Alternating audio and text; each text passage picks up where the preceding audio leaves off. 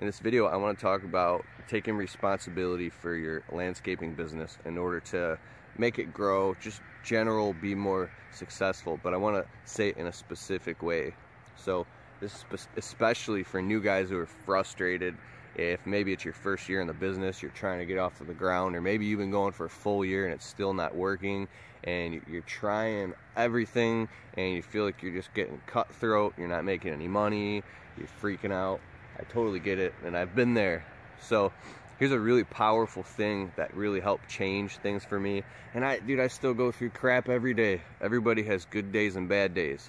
You have some moments where you feel like you're on top of the world and you got your own business and it's absolute freedom and you're laughing and you're joking around.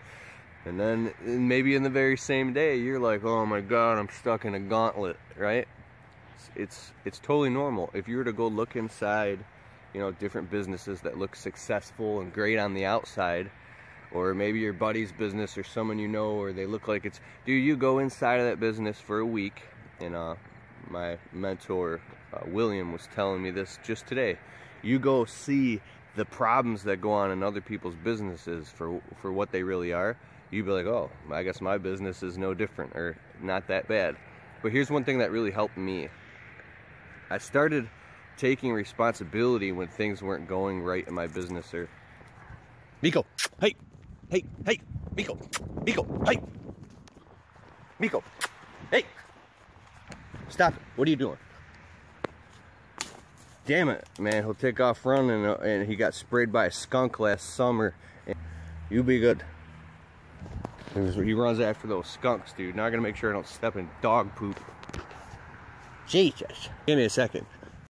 So anyways, a side note, I never knew how a guy could like yell at his dog like, hey, or how like a man could yell at his son or be like, hey, because from one paradigm it looks like you're mean, you're abusive. No, but then when you care about somebody, or you really care about something, you get boom, like you get serious. It's a fascinating thing that you have to, you know what I'm talking about. It's really cool. So anyways, and that also has something to do with business as well. So you start to take responsibility through this thought. This thought is, if they can do it, I can do it. And if someone else is going out there making it happen, and they're figuring it out despite all their problems in their business and frustrations, if they're making it work and they're becoming successful and they're selling jobs and calculating and converting dollars, then there's something I'm denying. There's something I'm not seeing. There's something I'm sticking my head in the sand. I'm talking kind of like verbatim here. Is there something that you're sticking your head in the sand on that you're refusing not to see, right?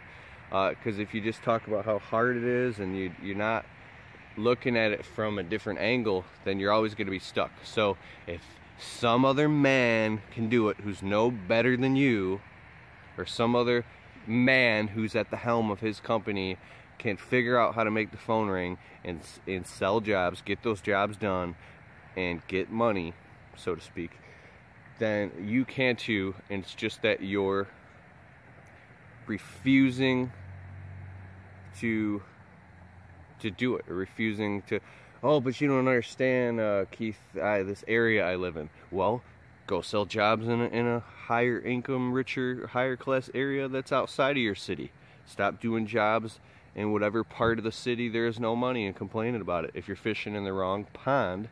And I'm not talking to anybody specifically, because I do coach guys over the phone. I do consulting now, and please don't call me for consulting until wintertime, because I don't have the time for it. But I do consulting on the side for people when I have time. And it's fishing in the wrong pond, or you're drilling for oil in the wrong spot, saying there's no oil here, there's no oil. And it's like, there is not. There is definitely no oil there, and you keep drilling there. And I really subscribe to the idea of, Einstein said, you cannot solve a problem with the same level of thinking you were at when you created the problem.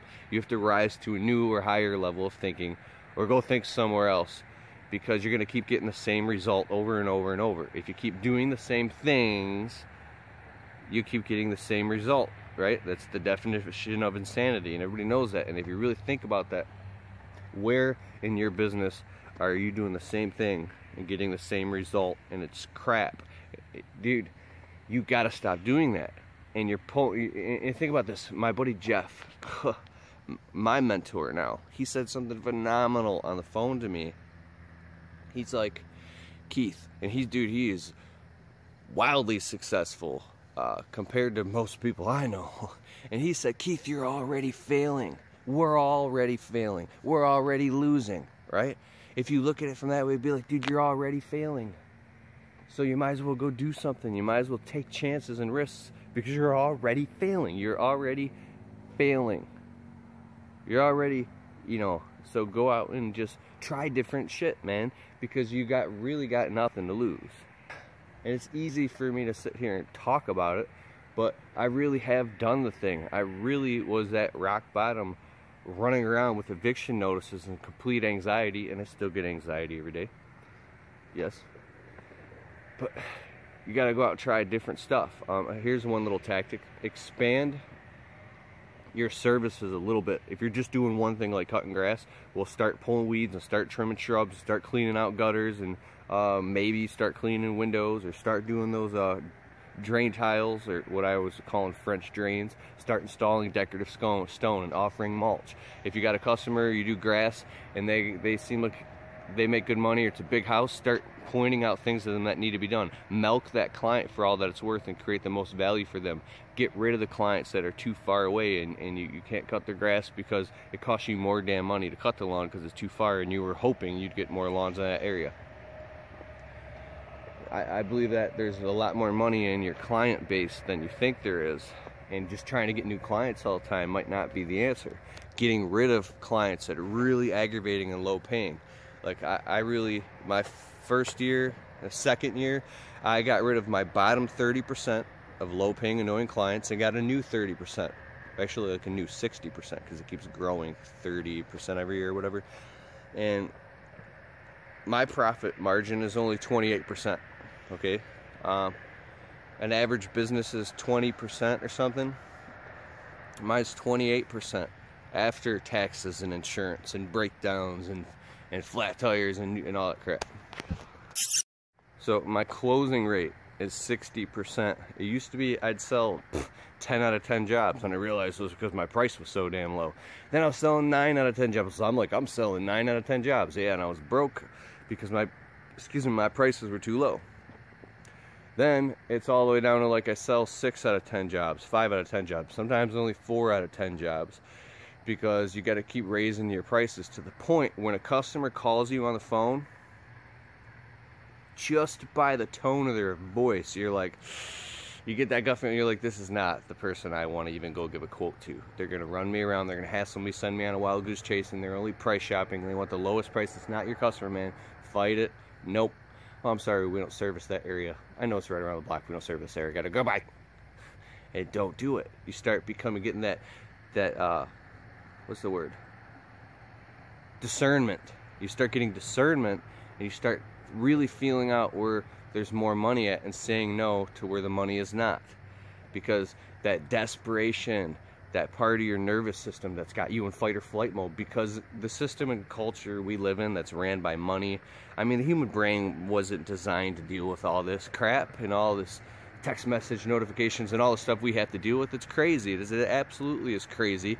And so you feel like you got to keep running around chasing, field mice, and running around chasing peanuts to keep it together. What do you mean? I can't get rid of that customer. What if another? It's just. I mean, listen. You're in a small business trap. Oh, small business trap. And dude, being trapped is being in a job. Like, at least in a small business, you can go pass out flyers in a big rich neighborhood or whatever and start selling them on landscaping. If there's other people doing it, you can do it too. I could talk for like an hour on this. Maybe I should make more videos on this. I'm pretty excited about it.